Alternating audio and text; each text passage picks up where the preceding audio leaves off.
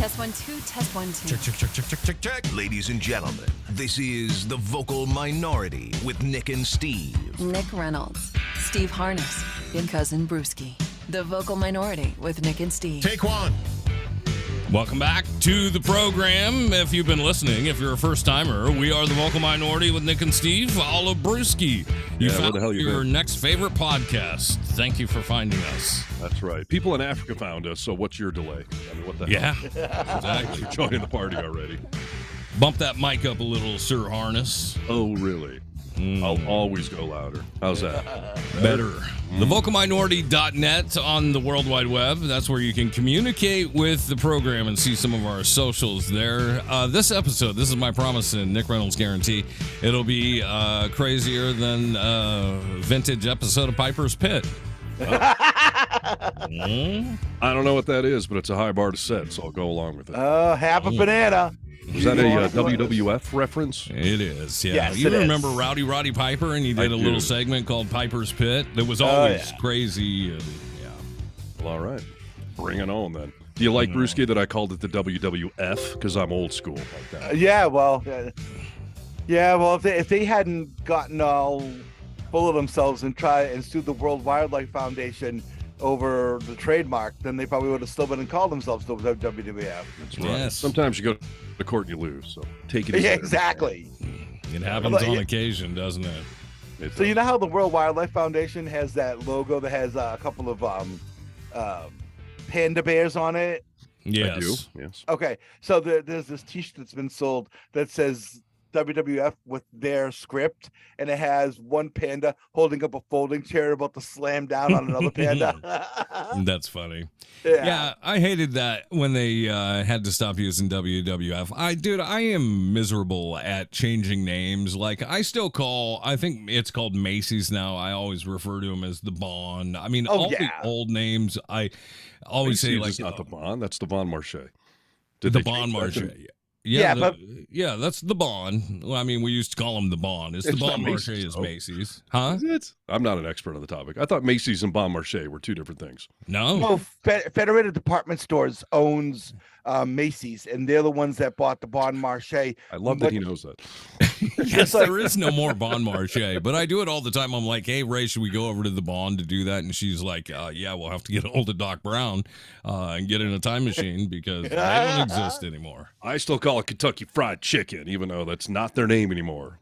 What is it, KFC? It's just KFC. They stopped the Kentucky Fried Chicken thing years ago and didn't tell you, but it's a thing. Well, it's not as hip as saying KFC. You know, you got to have that slang, that quick boom, boom, boom. Well, they didn't want the word fried in there. Apparently, KFC customers are very health savvy, so they didn't want fried in there. I just found out, dude, if you order a bucket of chicken at KFC and eat it in the restaurant, if you eat the bucket in less than an hour, you can get a refill on the bucket. What? No. Yeah, that's true. Go try it. I mean, I haven't been to KFC in years, but that's true. Interesting. All right. We see the good information. Our program to bring you a special. Here is a news bulletin. We interrupt this program to bring you the humanity and all the things. A date which will live in infamy. The only thing we have to fear is fear itself. Need to know news. I said, oh, Lord Jesus, it's a fire. News you need to know. I got bronchitis. Ain't nobody got time for that. Right.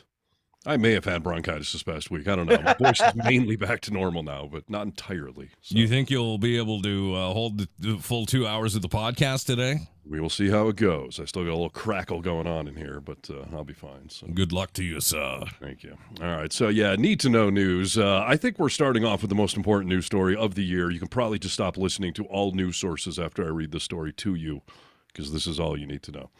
Nick, how many times have I texted you and said something like, that person should go duck themselves, or what is ducking going on today? What the duck is all of this about? Many, many times, as well as other people. I mean, it's a whole iPhone thing. Brewski might not get it, but iPhone always takes the F out of ducking and replaces it with a D. So you always say that to people when you're trying to just be angry on your text. Exactly. Go F yourself. What the effing thing? And it changes everything to duck yourself and ducking. So, hallelujah. Apple has heard the pleas. If you're an iPhone user, your sexts and angry texts are about to get a major upgrade. Apple is making it possible now for users to actually type the full F word in text without it auto-correcting you. Yes, amen. Right? I mean, I know AI is spiraling out of control. They're working on that, but this was the more pressing issue. I'm sick of telling people to go duck themselves. So it is. It's just annoying, dude. And why did it take so long? We're all adults here. Right. And it's funny at the recent Apple big, reveal thing where they showed the new headset that's $3,000. I don't know who's buying that thing, but yeah. Apple's software chief, Craig Federighi, I guess, he said in his speech, he says, these are the actual words, I'm not changing anything. He said, in those moments where you just want to type a ducking word, well, the keyboard will learn it too. Well, good. Finally. It's about time, dude. I mean, that's been annoying for a long time. Apple's had a lot of these weird things that have been issues when you're typing things, that it always changes certain things to. And for a long time, I cannot remember what everybody was saying, but everyone was saying the same thing. And it was changing the verbiage in the wrong way. And you can't fix it. You can't change it. There's no setting. I hate it. I hate having to... Go ahead, Risky. I said, well, see, on my phone, which is not an iPhone, I will, for those who haven't been paying attention, and shame on you for not doing so. Right, your green text. What is that about, please? Yeah, exactly. I know. Well, once you actually type the word in and it keeps autocorrecting, if you click on it on little text, it'll save it. Yeah, so that makes sense. Right. I don't know why Apple didn't do this sooner. I mean, were they trying to keep things polite? I don't know. I don't know either. And by the way, this is going to be part of the new iOS 17, which is not quite available yet, but it's rolling out soon. So it took up 17 operating systems to figure out that people want to type the F word and not to duck all the time. Way more than 17, dude, because there are 16.345, 16.7. Right, I mean, there's so many. This took so long. They did a press release over this. Well, they made it part of the big conference they just did last week where they announced all the big changes, and they made this one of the big announcements. Yeah, so hysterical, we have a $3,000 virtual reality headset, and now you can type the F word. Thank you. Fantastic. Thank you. They're trying to keep the level of discourse at a respectable level. I guess. I can't tell you how often I hate having to spell or proofread my own text, so I always fire it off, and then I, of course, read it. And then how many times, Nick, have I texted you like, damn Siri and autocorrect? Like, that's not what I said. Yeah. Well, luckily the other night, with the I whole said, ducking thing, I mean, people know what you're trying to say because it's a problem for everybody. You would think, but yeah, I always feel the need to correct. The other day, I texted Nick saying something like, I had a fun night with Dottie, and it translated it to Daddy. So it said, I had a fun night with Daddy. I typed back, I'm like, wow, dude, I can't wait to hear more about your fun night with Daddy. Right. Who's your daddy? But yeah, not the context we were going for. So thank you, Apple, for at least fixing that problem that commonly happens to us folk. Need to know news. I said, oh, Lord Jesus, it's a fire. News you need to know. I got bronchitis. Ain't nobody got time for that. And the people of New York experiencing bronchitis and other breathing issues right now while smoke from the north rolls down into New York City. Well, I shouldn't say that. I feel bad for you. But at the same time, I love that you're bitching and moaning about it because on the West Coast, we've been dealing with it for a long time. Yeah, we call it summer around here. Well, the thing that you have to understand about it being in New York City is that it's so congested with the buildings and that sort of thing that it just kind of hangs in between. At least in Seattle and in other cities, there's more. It's kind of more spread out. So it doesn't get as concentrated. Sure. I suppose so. I understand what you're saying. It's a concrete jungle. Everything is, pressed in. But there were months where we wore masks because you had to. You were getting sick from being, even in your house, you could smell it. It was awful. Right. Well, and they were saying the AQI, the air quality index in New York City, was like 180 or something. They were just lamenting about how terrible it is. And I get it. It is terrible. But we spent most of, I think, 2 summers ago here in Lake Tahoe with an air quality index of 450. I mean, AKA we literally death, immediate death. Like New Delhi, India had better air quality than we did. Like the worst populated, most polluted cities, we were number one on planet Earth. They equated it to the smoke in New York City right now. For if you breathe it in for a 24-hour period, it is equated to you smoking 6 cigarettes. Which I was like, that's no big deal. Dude. If you look at it that way, because that 2 hours. You know? Yeah, right. Go on, dude. At the Reynolds house. All right, need to know news you need to know. Brewski, what do you know about the Iron Sheik? Oh, well, first of all, let's start off with Olympic champion, the Iron Sheik. Oh, he is a champion? Yeah, he wrestled in the Olympics for Iran, and there was another wrestler that was actually thought to be even greater than him. And then what happened was the Shah of Iran actually took offense to something that guy said and killed him. And so then the Iron Sheik was like, well, wait a second. If they can kill that guy who was a national hero and was getting everything given to him, I think I'm bugging out as quick as I possibly can. And that's when he left and came to the United States. Yes. And that's when he was first trained to be a professional wrestler, and he started off in the Minneapolis territory, which was the American Wrestling Association, owned by Vern Gagne. Did you know any of this stuff, Steven? No. I know who the Iron Sheik is by reputation, but no, didn't know any of that stuff. The documentary about his life is actually really fascinating, and it's interesting because you never see the Sheik showing any kind of emotion, except other than anger or exactly. Right. But in this documentary, was he a villain? He was a heel. He was a heel. So in wrestling lexicon, you've got heels and baby faces. So he was a heel. So Hulk Hogan was a baby face? That doesn't sound right. Well, so Hogan was a baby face forever, and then went to the heel side, dude. Yeah, he did a heel turn. It's called a heel turn. And remember when he started wearing his black uniform, dude? He went bad. And he come down to Voodoo Child by Jimi Hendrix. Yes. And he became not Hulk Hogan anymore. He was Hollywood Hogan. That's right. And when WCW did that, it was a really, really big move. But back to the Iron Sheik. So his daughter was murdered. Oh. By her boyfriend. Recently? Wow. Is that what we're talking about now? No, this was some years ago, and in the documentary. And I've never once ever, and I've seen shoot interviews. That's where like they pull no punches. They kind of let you know everything. They'll tell you stuff that maybe you didn't know and all that. Airing the dirty laundry sort of thing. Never once did I ever see him show any kind of other emotion other than him kind of being himself. Yeah. But obviously with his daughter, and when his daughter was murdered, he cried, and the documentary is fascinating. I mean, you really get to learn a lot of things about him. So well, like Brewski, he is human, but like Brewski is saying, I mean, he was a heel, notably one of the most memorable heels in wrestling history, to be exact, and he got mad a lot, and I've known this about Sheik for a while. Oh, by the way, Iron Sheik is dead. He died. Oh, yeah. I was wondering where this is going. Okay. 81. 81 years young. Iron Sheik passed away, which, to the wrestling community, I mean, this is a huge deal, dude. Iron Sheik, dude. How'd he die? You take a chair to the head or what? He's just an old, tired man. Yeah.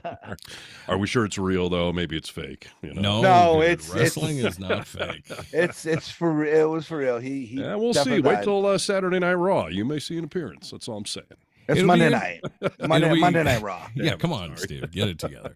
It'll be interesting to see if how you guys take this segment in a different way, because I don't know if I am doing a disservice to the Sheik by playing some of his audio, because I don't know that you knew what kind of guy Sheik was if you just watched him wrestle a few times, but like outside of the wrestling world, do you know how he was, Steve? I picture him well-spoken with a British accent. Am I right? Well, let's listen to a little bit of him talking. No. Rambler, you are another faggot son of a bitch. No good lowlife. I want to let you know you are punk. You are fag. You are punk, little gay. Worse than Michael Jackson. His partner, Jim Brunzere from Minnesota, great athlete, great high jumper, but that little punk, Brian Blair, another little fuck, worse than Michael Jackson, and I didn't like him. I didn't like his attitude. He was a punk. I can break his fucking back, make him humble, and then fuck his ass. I didn't do it in the Pontiac, Michigan. A lot of homophobia going on here. My sport. Yeah, well, to different generation. Yeah. When is that audio from? This is how he talked, dude. I mean, he was, if you knew anything about him, I mean, even in more recent years, this is an older tape, but in more recent years, he says the same thing. He's definitely a homophobe. Wow. Well, yeah, but you have to, no, well, first of all, people expected that from him and wanted it from him. When he would be on Stern or other shows, this is what you wanted. You didn't want to hear Hossery, that's his real first name. You didn't want to hear Hossery just like talking like normal. I mean, his accent. You could smack talk without the homophobia. Oh, jeez. But again, Steve, he came from a different generation, you know? Well, not only a different generation, but I mean, he came from a different country where that is also sort of, you know, you could die from it. Yeah. Okay. Yeah, I'm not saying it's right. I'm just saying that's just kind of what he knows. Right. Yeah. And I do wonder, after I saw that he passed away at 81 years young, did he ever come to the realization that, wow, you know, I shouldn't have been like that. I shouldn't have been a homophobe. Say no. I don't think he figured it out, I'm sure. But yeah. And that's a weird British accent. I've never heard one like that. That's weird. That's just what I was picturing. So. A British? No, Persian. Persian. Governor, come in. Let me hit you with a chair. I assume that's what he really talked like. I don't know. No, I don't think so, dude. Need to know news.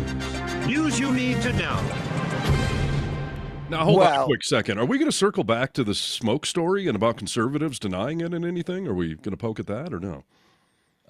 We sure can. Why don't we poke at it after? That's the bigger story, if you ask me. I was going to say, Steve, you know, maybe if people like swept the forest floor, maybe there wouldn't be a problem about this. You know, things wouldn't be burning if you just went through and like swept the forest floor and kept things neat and tidy. You know, I vacuum the forest around here all the time. And by the way, I'm wearing a Smokey Bear T-shirt today, so I believe Smokey said only you can prevent forest fires if you sweep, vacuum, and Swiffer your neighborhood forest. Don't associate famously Smokey Bear with Trump, dude. Please. Right. No, I mean, we don't need to do a whole thing about it. I just found it hilarious that on Fox News last week, they had all these experts on saying that, you can breathe this stuff in. It's just particulate matter. I mean, EPA didn't even regulate that stuff until like 50 years ago. I mean, what's the big deal? So funny to see. I saw a lot of people. I don't watch Fox News, but like I've mentioned on the show before, I'll check into it once in a while because I don't want to be accused of watching only one thing. Yeah. But all kinds of clips coming up with these hosts and their experts saying, what's the deal, liberals? You kept those masks? Like they just went into the drawer and pulled them out. They were still there. I was like, yes, dude. It is the comical height of conservative denialism. You know, we talked in the last podcast about the movie Don't Look Up. Like this is the Don't Breathe version of that. Of like, it's not a problem unless you're breathing. So what's the big deal? I mean, wow. The level of denialism. Because if you admit that it's a problem, you then have to go to the source and start solving problems, and that's nothing conservatives are interested in. So no, they want to tell you that sweeping up in the forest will eliminate forest fires. Blame it on California. That's the default answer. So, and this was Canadian smoke. At least it was polite smoke, but still smoke. So. You know, if they had gone and they had hired the Griffin family's maid Consuela, maybe, you know, things would have been cleaned up, you know. Exactly. But then she'd say they need more lemon pledge. So dude, all the conservatives, needless to say, were actually on fire this week with their rhetoric and their hatred and everything. Some funny things happened this week. I mean, we could do a whole need to know news the whole hour easily on what happened this week in politics. Yeah. That could be another name for the show. Just things conservatives denied this week. Let's run down the list. Yeah, let's just do a quick top 10 list of the week. Right. So, all right. I just had to point that out. Continue along with Need to Know News. Need to know news. News you need to know. Before I move to my story, I just want to say, by the way, did we see that Smokey Bear actually has one of the greatest voiceover people doing his voice now? Ooh. No, I did not. And by the way, real quick, I appreciate you saying his name correctly. Oh, Smokey Bear. Yeah, of course. It's not Smokey the Bear, as most people call it. It's Smokey Bear. Steve's children it came very close to actual murder one year when I called it Smokey the Bear. I felt like I should immediately go to the airport and go home. Yeah, it's a big deal around here. It's a big thing to talk about. So. He's a bear and his name is Smokey. That's what it is. It got off track in the 50s. There was apparently some pop song someone wrote about Smokey Bear, but to fit the rhyme scheme of the song, he called him Smokey the Bear. Oh, and then the nickname took off from there, but the Forest Service, who we work with here locally, is like, his name is Smokey Bear. There's no "the" in there, so call it right. And they take Smokey very seriously, by the way. We had a Halloween event up here, and we invited Smokey Bear to come, and they were like, he is not a costume, he is not a novelty, he is a serious, he will not be there to entertain children. I'm like, I thought that's what he did. What are you talking about? Yeah, exactly. That's incredible, dude. They got all pissy about it. They ended up coming one year, then they refused after it because they felt like Smokey was a prop. And he had to have his own private dressing room that no one was allowed to go into because no one can see who's under the mask. Oh, do you have any guesses? I mean, is it some local Joe Schmo, or I assume it's three midgets standing on top of their shoulders? I mean, I don't know. We don't call people midgets anymore, dude. Oh, that's right. I'm so sorry. Please, three very short people. So okay. So, and by the way, the new voice of Smokey Bear is Sam Elliott. Sam Elliott. That's a nice choice, dude. I like Sam Elliott. Yeah, exactly. Well, good for him. I'm glad he's got a recurring gig going on. Well, so now, guys, we all know from past shows that when Steve first became a parent with his oldest, it was kind of unexpected. Yes. Yeah. Okay. And nice much way like to put it. It was a 4-week pregnancy for those that missed the story. Found out we were pregnant in 8 months. Oops. Yeah. So, and I mentioned that because ordinarily when there's a pregnancy announcement, it's a happy, joyous occasion. And not that it wasn't happy for you guys, but you're also like, what the hell do we do now? It was happy and traumatic all at the same time, yes. I remember Steve calling me from like, I don't know. He sounded, this is what I pictured when he called me, like he was laying in the corner of his room, like in the fetal position, like, oh man, I got to tell you something. And his voice was shaking.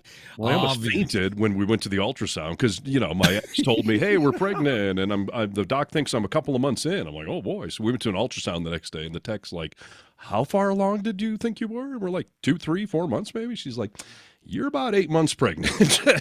And I got very woozy and dizzy. That is quick. So well, you did not have the same means that one Zion Williamson, who plays for the NBA's New Orleans Pelicans, and his $157 million contract. Now, why do I mention the money that Mr. Williams has made, and why do I mention this pregnancy announcement? He's the first pregnant man in history. No. So the other day, actually, just this past weekend, he and his girlfriend Akima had announced that they are soon to be parents of a baby girl, and they did the gender reveal party. Very nice. Well, in case you don't know what the lifestyle of an NBA basketball player is, every single city that they go into, there are literal tens hanging out in the team hotel, ready to go upstairs and go into Pound Town. Groupies, right? Basically. Yes, basically. Gotcha. Vladdy Divac. Although that drop doesn't come in handy very often, so thank you. He's in Sacramento now, so I'm not sure the level of road beef that hangs out in Sacramento. Road beef. California girls, come on. What do we got, Steve? We got road beef. We've got what were the other genius ones he came Hardwood up with? hose. What do they call them? I don't know. Peen pick. Oh no, yeah, going to Pound Town. Going to Pound Town. We've got some. What was it? The sweet meat. Yes. Oh, the sweet meat. Yeah. All right, carry forward. So anyway, so they put it out on social media, as most people do, that they're having this wonderful event about to happen to them. And then the tweets started to fly, and not in the very positive way. Cheating wasn't supportive. Cheating way. Oh no, there's a woman by the name of Mariah Mills who is an OnlyFans and porn model. Okay. And she started saying all sorts of stuff like, "Wait a minute, you're gonna do me like this?" But just last week we were together, Zion, and she let loose like you wouldn't believe. With pictures or just accusation? Oh no, she's bringing all the receipts. Oh. She's got not only does she have text messages from him that she was putting online, including him wanting her to get a white girl to join them in a threesome, and then once she did, which wasn't hard for her to do in her line of work. money for that, so yeah. In her line of work. No, the reason why I said the money was, if Akima decided to get all angry and say she's gonna walk out the door with the baby, it's not like Zion's gonna be hurting for child support or anything like that, Yeah, he's fine. So Mariah Mills has been letting everyone know just what Zion Williamson likes to do in the bedroom, including spitting in her mouth while they're having sex. Let me tell you, that's a new thing, by the way. I have learned over the last 3 months on some of the shows that I've watched, most of which are reality, so I'm getting real facts from people. Of course, yes. But when they're talking about sex, they are constantly bringing up, "Oh, I love to have my mouth spit in," or "I love to spit in someone's mouth. It turns me on so much." Honestly, dude, I mean, I think it's a new thing. You can blame OnlyFans and Pornhub for that stuff. That is part of this new era of just disrespectful porn that's out there. Yeah. Well, and the thing about it though too is the choking too. That's another thing. The choking thing. Yeah, that's become a little more normal. Yeah. So all of a sudden, backdoor play is just commonplace. Like that's not crazy at all, compared to everything else that's out there now. Well, and then there's also ATM too. Yeah. Well, we first heard that term back in the original Vocal Minority. Someone called up about ATM porn, and I was like, "Is that someone having sex in front of a money dispensing machine? Like, what is that? What is that?" Well, they talked about it in Clerks 2. Remember, Randall was talking about how young girls that day and age was they're up for anything. They even go ATM. Right. Yeah. I guess people should just Google it. I don't know if we can explain. Yeah, exactly. Well, it basically means going from the back door straight to butt to mouth. Right. Yeah, exactly. So brushing the teeth, if you will. Right. I don't know if it means brushing the teeth. What would you brush your teeth with, dude? You got a dirty toothbrush, man. You got a hemorrhoid back there. It's like pulling like pulling a Picasso, like Screech did in the video Saved by the Smell. Exactly like that. Yes. Attorney Sanchez. So he's into ATM. What else is he into? Have we learned? A lot of the usual type stuff. But the problem is that this Mariah Mills thought that she was the only woman, and then also porn star or the wife? I'm losing track. Who's Mariah? The wife? The porn. Okay, the porn star thought she was the only woman in this NBA player's life. Yeah. And trusting porn star, dude. And she said to him, by the way, I'm late too, because I guess Zion doesn't like to cover up when he's having sex with Miss Mariah Mills. And also spent some of that money getting snipped. This goes back to what I said before. Bank a bunch of the man juice, right, and just get snipped. Yeah. Save your baby batter and go have your fun. Right? So he's been paying this Mariah Mills lady $107,000 a month. How much? $107,000 a month? Yes, and she's even been posting the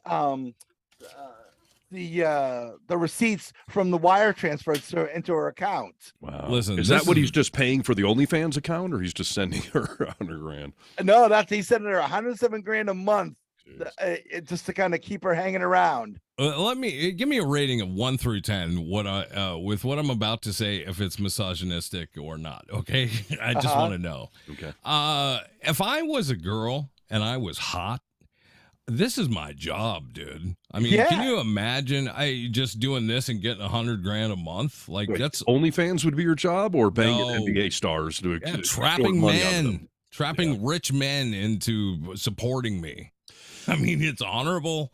Well, listen, I have said before, if you're a hot woman and you want to use your body to make a living, I can't begrudge you, because it's a perk I don't have in this world. So I can understand whether you should be trapping celebrities or just doing the OnlyFans or something. I don't know. I guess that's up to individual hot chicks to figure out. But Yeah, I would think, I would think somebody's hiring a hitman eventually, depending on how often you do this. So probably. Yeah. He's going to pull a Ray Caruth, is what you're going to say. Right. Yeah. Well, so is this affecting his happy home life, or do we know what's going on there? The only thing we've heard from Akima is her attacking. Who's Akima, dude? The wife? The girlfriend. The girlfriend. Oh, the girlfriend. His actual girlfriend. Okay. So we have Akima, the girlfriend, Mariah, the side piece, and so that's kind of what we got going on there. Wow. Well, I'd like to feel bad for the guy, but I don't. So no. And here's the funny part. Here's another funny thing. Mariah Mills said, I watch a lot of reality TV. This is a shocker. And I watched Basketball Wives. I never thought I'd end up in a situation like that. It's like, you're not a wife. You're a side piece. You're a road beef. You're a piece of meat. Road beef that he has at home. Road beef, dude. What has this program devolved to? Road beef? I'm using NBA vernacular. I'm using. Okay. Right. Jeez. We're keeping it classy. All good. All right. Yeah. All right. Well, good to know. yeah. Good luck to them all. Good luck to them all. She told Zion, you better hope that I'm not pregnant. She hasn't said anything since then other than that she's late. And that's Mariah saying that. Well, so, don't let the story go, Brewski. Stay on it.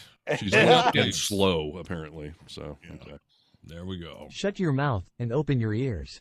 Get your disgusting body ready for Need to Know News. This is news you need to know. Your body is so gross, aka disgusting. This is Need to Know News. News you need to know. Booyah. Who's up?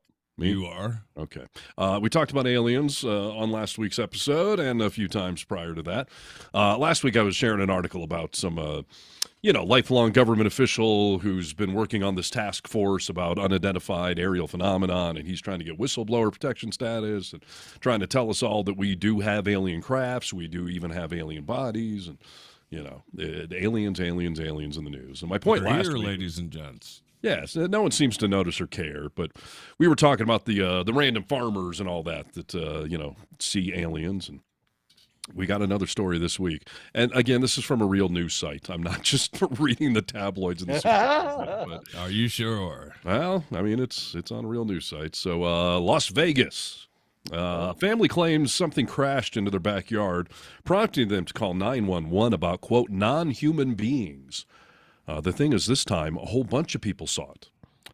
On April 30th, around midnight, a Las Vegas Metro Police officer's body camera video recorded something streaking across the Vegas sky.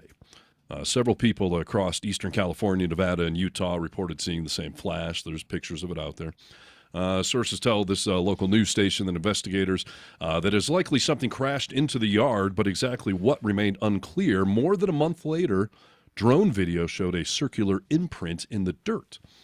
About 40 minutes after the impact, a man called 911 saying he and his family saw something fall from the sky and that there were two moving things in their backyard. I'm going to do a reenactment. Things, and this was immediately after it crashed? 40 minutes after, yes. Okay. Quick 911 reenactment here. Caller, there's like an 8-foot person beside it and another one. I'm doing a hick voice for some reason. I'm sorry. No, it's all right, dude. There's like an 8-foot person beside it and another one inside. It has big eyes and it's looking at us. It's still there. Dude, this guy's on crack. This is not true. Dispatcher, okay, where is it on your property? It's in my backyard. I swear to God, this is not a joke. This is actually, we're terrified. So there's two people there, two subjects in your backyard. Correct, and they're very large, like 8, 9, maybe 10 foot tall. They look like aliens to us. Big eyes. They got big eyes. Like, I can't explain it. Like, they got a big mouth. Shiny eyes. And they're not human. They're 100% not human. This is not, I don't know that I believe this, dude. Yeah. There's an actual police report on the whole thing. No, I know, but have we got to the fact, is he crazy? Is he on crack yet?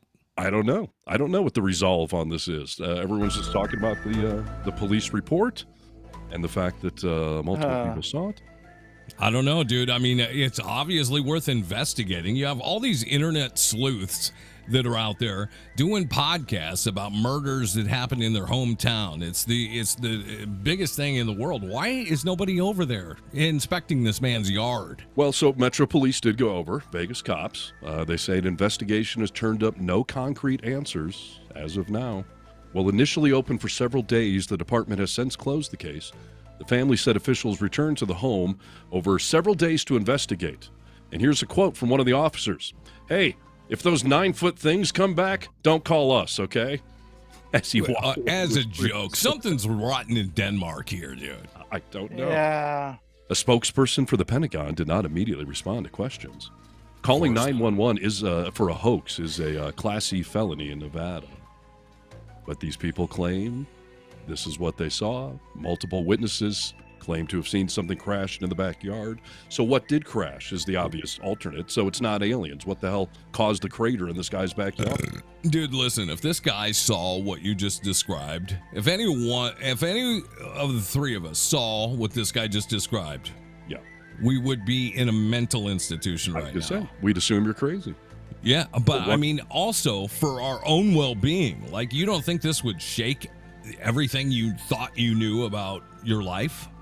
That's what these people are claiming, yeah. But again, all right, so let's say the guy's crazy. But what were the streaks of light that all sorts of people saw? There's video of it. Drone. There's a crater in this guy's backyard. An asteroid? I mean, who knows? Elon Musk is out flying stuff all the time. Who knows what it was? But why can't we explain? If it is a satellite or something, like there's got to be evidence. There's got to be an easy explanation.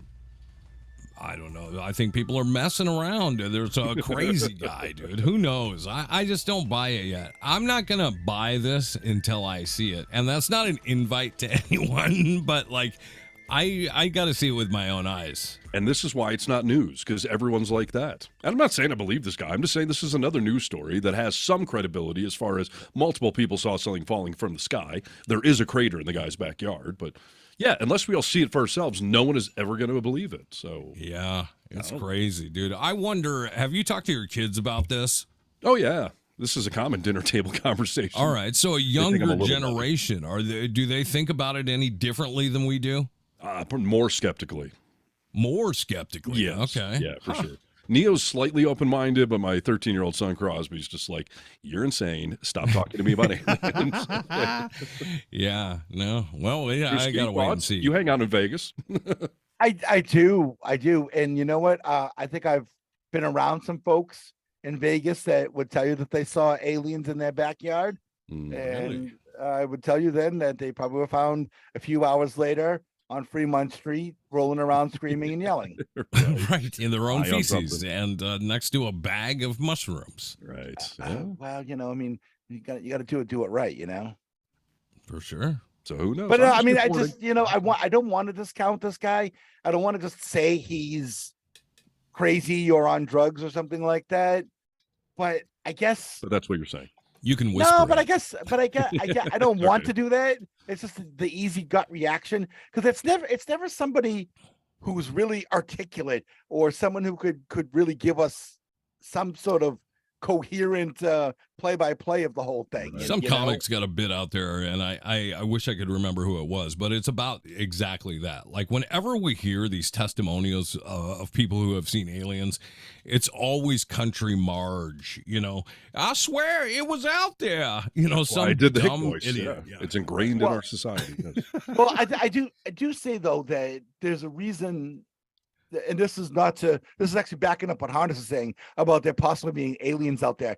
If you think about it, a lot of these sightings tend to happen in places where there's like red rock formations and that sort of thing, like the Southwest and that sort of thing. And why? Because they looks a lot like Mars. I've been saying that for years. Why would you? That's like me flying to London and wanting to go somewhere that felt more like Seattle immediately. Like, why would you want to? You know, I mean, if they're coming, driving all the way here, why do they want to hang out somewhere that looks like home? That's but it's not that they want to. It's just that they would happen to be driving by and they're like, "Oh, look at that."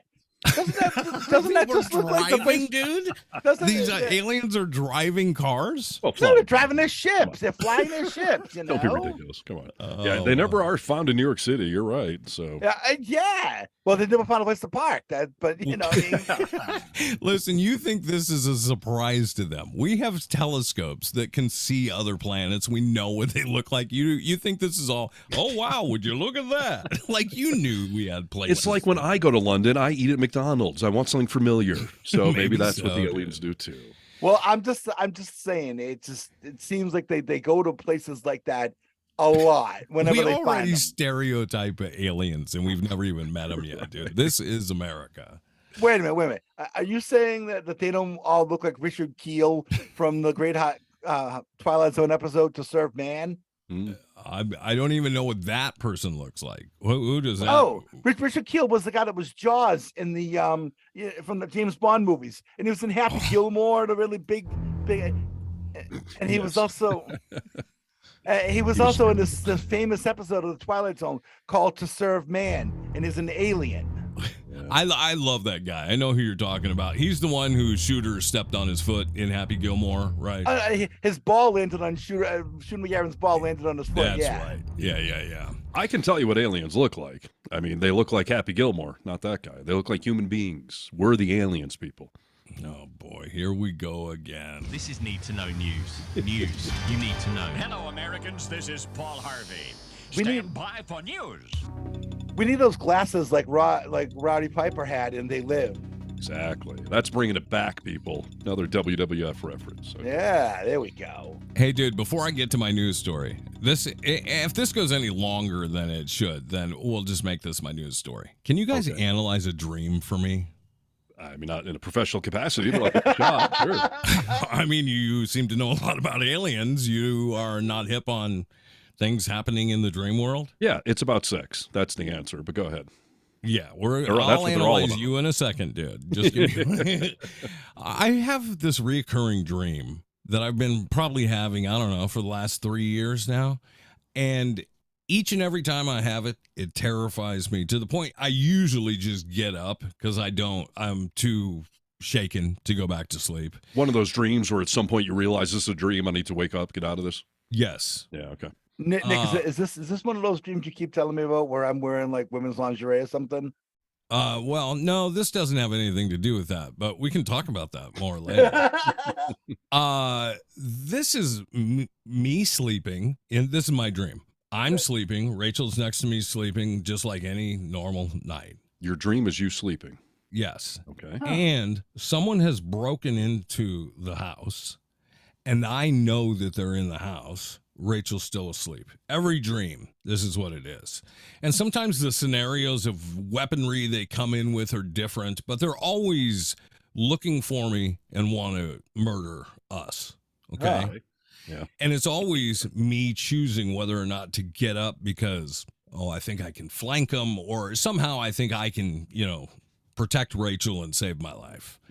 Okay. But I've never fought them before. Like, I get up to go do it, and I wake up every single time. Okay. This is what happens when you occasionally watch Fox News. You start to become paranoid. Everyone's out to get you. Do you really? I mean, you know what?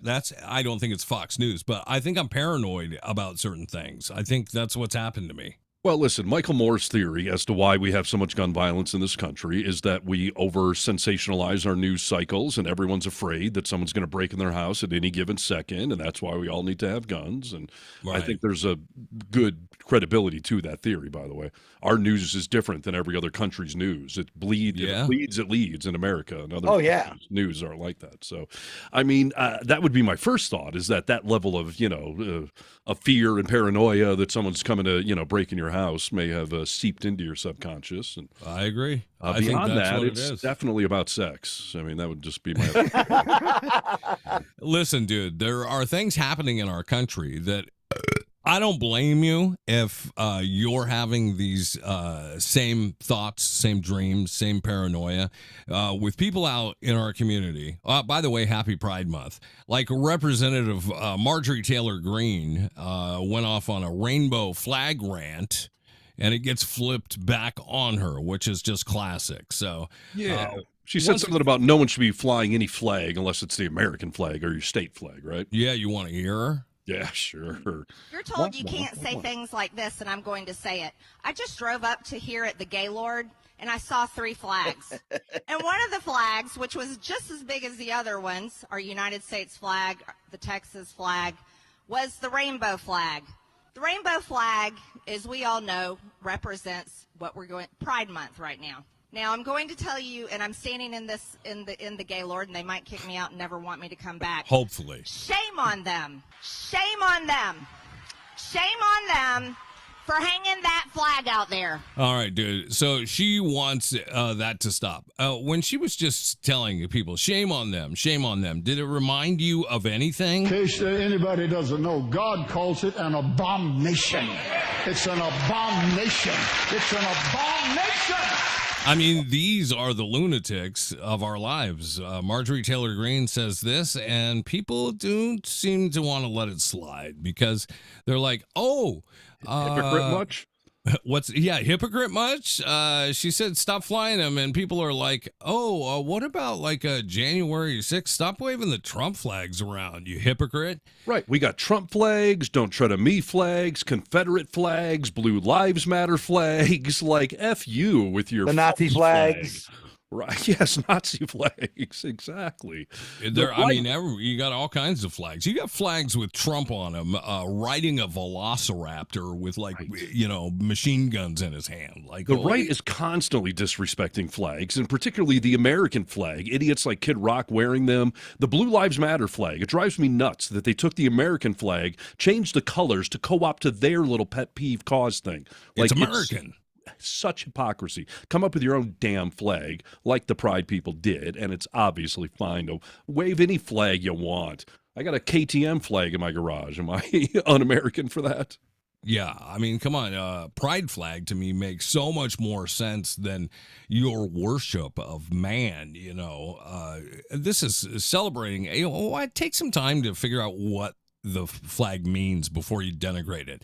People said flags shouldn't be flown because of a so-called sexual identity. Screw you, Marjorie Taylor Greene. You are a big red flag. Exactly. She is. I mean, she's absolutely nuts. But yeah, people are talking about all the other flags and just everything Steve just said, wearing flags. Like, very convenient, you hypocrite. Mm-hmm. This is why we're paranoid. People that are afraid when they see this rainbow flag. I met with a show friend for dinner this week, and she is a friend of all of ours, but part of the LGBTQ plus community, So we were talking about Pride Month while we were having drinks at dinner.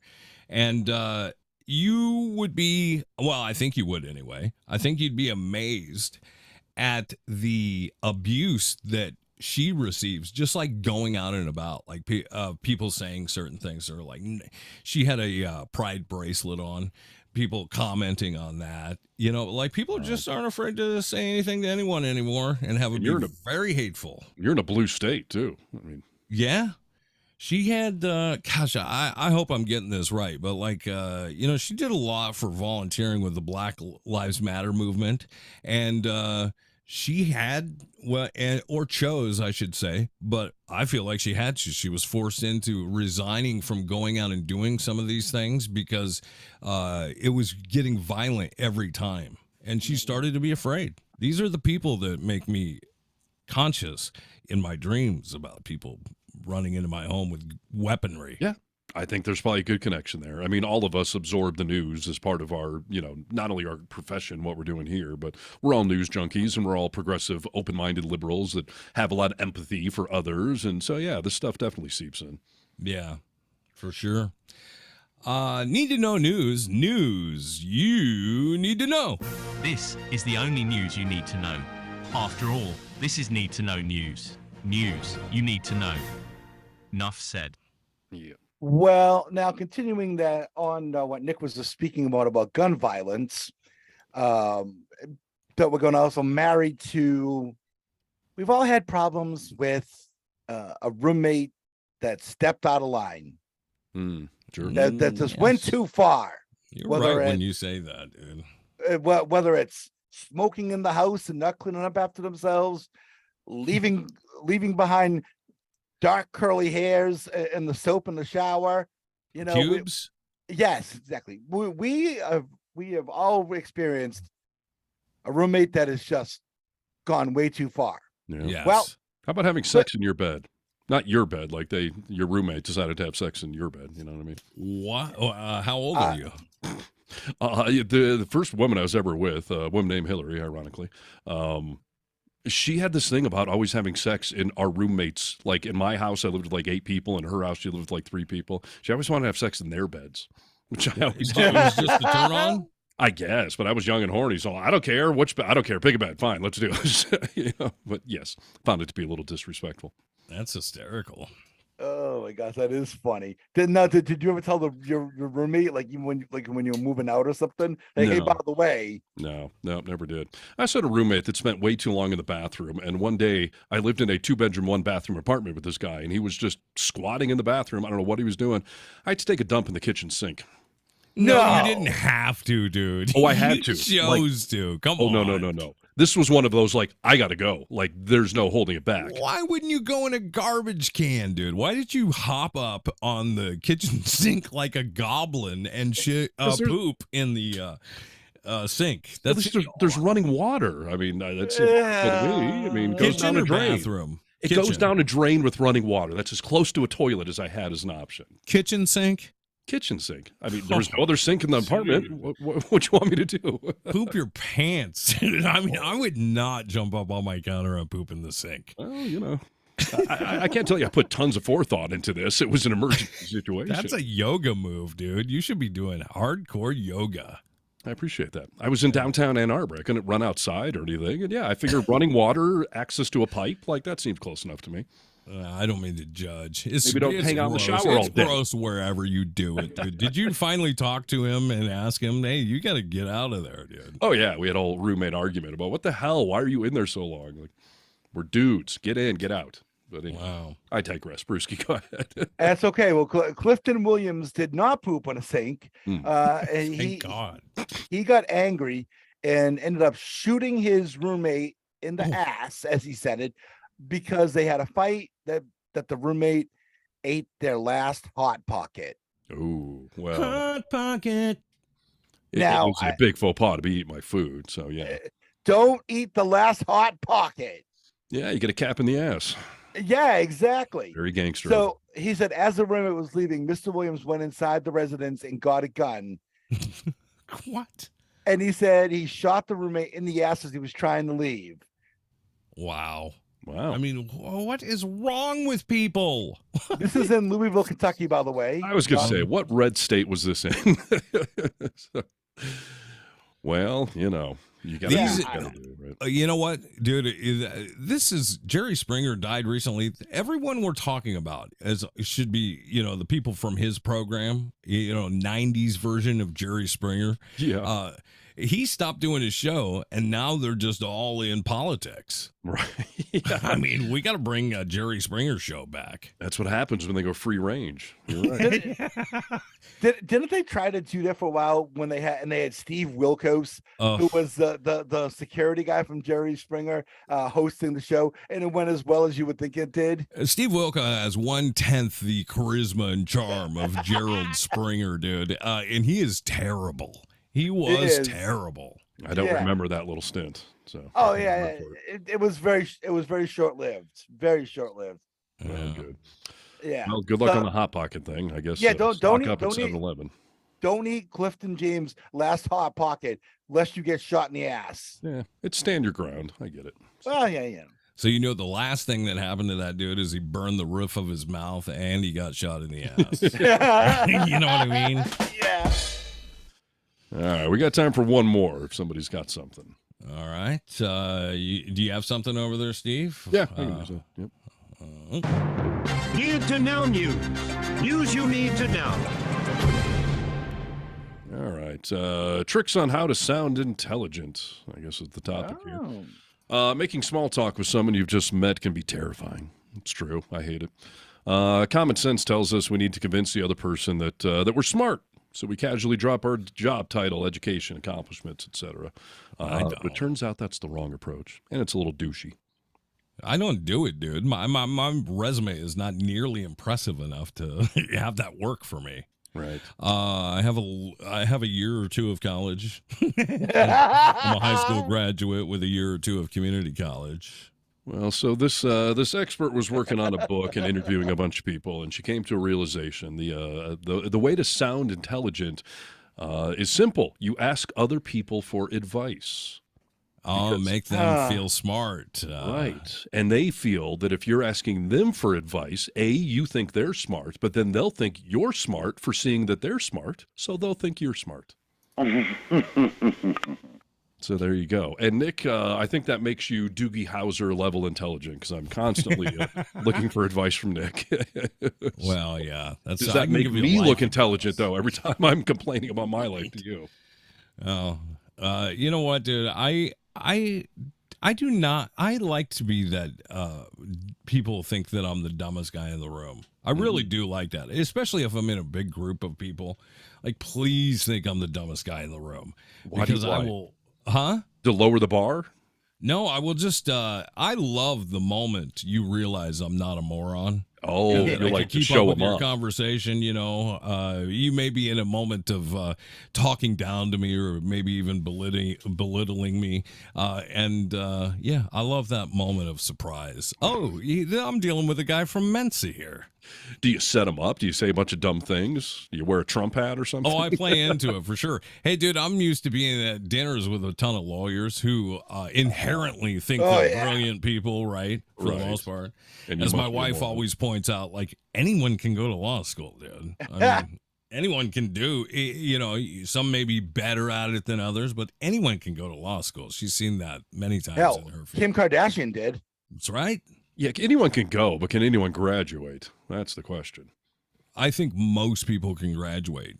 Interesting. I used to ask my dad about affirmative action when it comes to medical school, because one of our radio buddies, Tom Likas, always used to rant about, you know, when I'm picking my insurance, I look for the American names. Like, I don't pick the Indian names because they got in on affirmative action. I don't want some doctor that got in on affirmative action. And my dad was like... Friday.